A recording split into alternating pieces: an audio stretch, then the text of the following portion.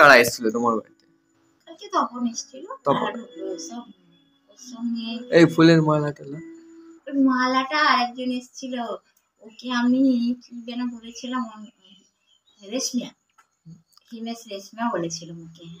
তো ও কি করেছিল, শিলা বলে কলকাতা থেকে ওই একটা লেডি এসেছিল মহিলা, তো সে তাকে কোনো সময় নাইটি বৌদি বলে পরিচয় করিয়েছিল সবাই। নাইটি বৌদি? হ্যাঁ।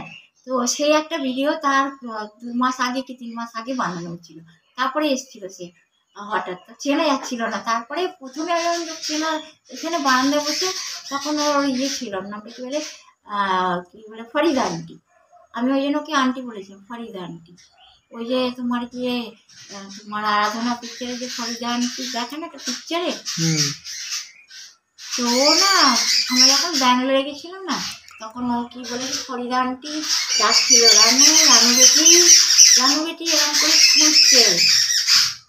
করে খুঁজছে, রানু বেটি মানে অ্যানাউন্স করছিল আর কি, মানে ওখানকার এয়ারপোর্টে।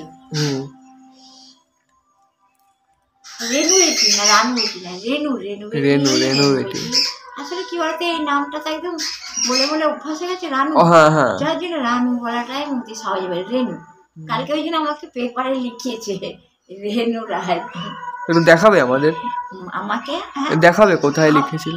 ওটা নিয়ে গেছে ও, যেটা লিখেছে সেটা ও নিয়ে গেছে, এটা আলাদা।